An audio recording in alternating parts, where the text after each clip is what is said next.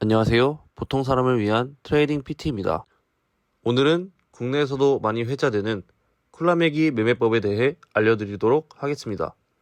크리스찬 쿨라매기는 단 몇 년 만에 1200만원으로 시작해 1100억이 넘는 자산을 만든 트레이더로 널리 알려져 있습니다. 그리고 눈에 띄는 점은 이 모든 과정을 오직 자신의 매매 전략 하나로만 만들어냈다는 점인데요. 그래서 오늘 영상에서는 쿨라매기가 실제로 사용해온 돌파매매 전략, 자금관리 방법, 그리고 쿨라매기의 트레이딩 철학까지 누구나 이해하고 따라할 수 있도록 아주 쉽고 명확하게 정리해서 알려드리겠습니다. 여러분도 오늘 영상을 끝까지 보신다면 누구나 실천할 수 있는 단순한 전략으로 어떻게 큰 성과를 만들 수 있는지 감을 잡으실 수 있을 겁니다. 크리스찬 쿨라매기의 매매 전략을 살펴보기 전에 그의 자금 관리 방법에 대해 알아보도록 하겠습니다.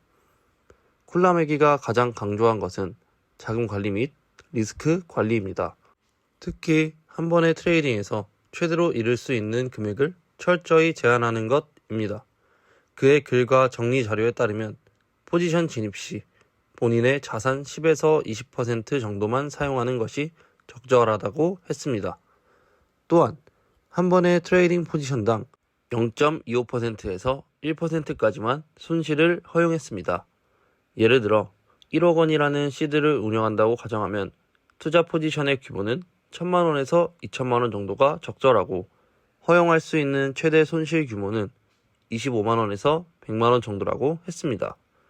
그리고 자산이 10억 미만일 경우에는 0.5%에서 1.5% 규모의 손실까지 허용해 시드가 작을수록 더 높은 위험을 허용했습니다. 그리고 포지션 사이즈가 자신의 30% 이상을 넘어가면 절대로 오버나잇을 하지 않는다고 했죠. 즉, 크리스찬 쿨라매기는 한 번의 패배로 계좌가 박살나는 구조를 절대 허용하지 않았습니다. 자, 지금부터 쿨라매기가 1100억이 넘는 자산을 만들 수 있었던 돌파매매 전략을 보통 사람들도 쉽게 이해할 수 있도록 설명해 보겠습니다. 쿨라매기는 수많은 차트를 분석, 연구한 결과 강한 상승을 보이는 종목들은 일정한 단계적 움직임을 반복한다는 패턴을 발견했습니다. 즉, 일정 기간 상승을 하고 이후 횡보 또는 조정을 거친 뒤 다시 한번 상승이 이어지는 구조가 나타난다는 점이죠. 그는 이 반복되는 흐름 속에서 횡보 구간을 돌파하는 순간 바로 그 지점을 포착해 진입하는 전략을 구축했고 단순하지만 강력한 원칙이 그의 핵심 매매법이 되었습니다. 이제 실전에서 어떻게 돌파매매 전략을 사용하는지 차트를 보면서 설명드리겠습니다. 제일 먼저 기본적인 지수 이동평균선을 설정합니다. 트레이딩뷰로 들어가서 지표를 누르고 3EMA를 검색해 추가해 주시면 됩니다. 그리고 설정에서 10일, 20일, 50일로 설정합니다. 저는 시청자분들이 보기 편하도록 11선은 빨간색, 21선은 노란색, 51선은 파란색으로 설정했습니다. 그 다음 일정 기간 가격이 상승해 해당 차트처럼 10일, 20일, 50일 지수 이동 평균선이 정배열이 될 때까지 기다립니다. 그리고 10일 또는 20일 이평선을 하향 이탈하며 횡보 또는 눌림목 조정 구간이 나오는 것을 확인합니다. 단 이때 52평선은 이탈하지 않는 것이 좋습니다. 눌림목 조정 이후 일정 기간 동안 횡보하는 구간이 나오고 그 다음 횡보 구간 상단을 돌파하는 캔들이 나오길 기다렸다가 캔들의 돌파가 완료되는 시점, 즉 바로 이 시점에서 매수 또는 롱 포지션에 진입합니다. 만약 돌파가 일어나는 캔들 차트에 저점이 깨지면 절반을 손절하고 횡보 구간 하단을 이탈하면 나머지 모든 물량을 손절합니다. 익절 기준을 잡는 방법은 매수 또는 롱 포지션 진입 이후 가격이 상승하다가 음봉 캔들 발생 시 진입 시드의 3분의 1 부분을 익절합니다. 바로 이 시점입니다. 나머지 포지션의 익절은 지지선 역할을 했던 11선을 하향 이탈한 경우 3분의 1 익절하고 그 다음 21선을 하향 이탈할 경우 나머지 3분의 1을 익절합니다.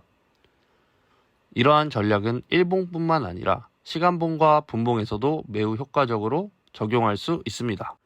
다음은 매도 또는 숏포지션 진입 방법에 대해 알려드리겠습니다. 첫 번째는 가격이 일정 기간 하락해 이동평균선이 역배열된 구간이 나오기를 기다립니다. 하락 후 일시적인 반등으로 11선이나 21선을 상승 돌파하는 반등 구간을 확인합니다. 이때 52평선은 돌파하지 않는 것이 좋습니다. 반등 이후 일정 기간 동안 횡보하는 구간에 하단을 이탈하는 캔들이 완성되는 시점에 매도 또는 숏 포지션에 진입합니다. 바로 이 시점입니다. 만약 이탈이 일어나는 캔들스틱 고점을 돌파하면 절반을 손절하고 횡보 구간 상단의 2차 손절 라인을 돌파하면 나머지 절반을 손절합니다. 숏 포지션의 익절 기준을 잡는 방법은 포지션 진입 이후 가격이 하락하다가 양봉 캔들 발생 시 진입 시드의 3분의 1 부분을 익절합니다.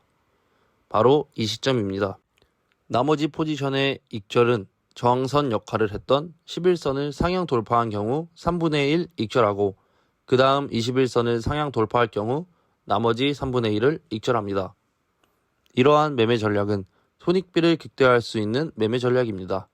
즉, 이 전략의 가장 큰 장점은 높은 손익비라고 말할 수 있죠. 손익비는 영어로 RR, 리스크 리워드 레티오, 즉 위험 보상 비율이라고 합니다. 손익비란 평균 이익 대비 평균 손실을 의미합니다. 예를 들어 평균 이익이 2%이고 평균 손실이 1%일 경우 손익비는 2입니다. 즉 수익의 크기가 손실보다 2배 크다는 것을 의미하죠. 만약 평균 이익이 10%이고 평균 손실이 1%인 경우 손익비는 10입니다. 즉 수익의 크기가 손실보다 10배 크다는 것을 의미합니다. 손익비가 높다는 것은 손실 시 손실 범위는 작고 이익의 범위는 크다는 것을 의미합니다. 콜라매기는 이러한 돌파 전략을 통해 높은 손익비를 챙길 수 있는 진입 시점을 찾는 것이 트레이딩의 전부라고 말했습니다. 트레이딩은 재능보다 시스템이 만든다고 생각합니다. 오늘 배운 돌파 매매 전략이 여러분의 시스템이 되길 바랍니다.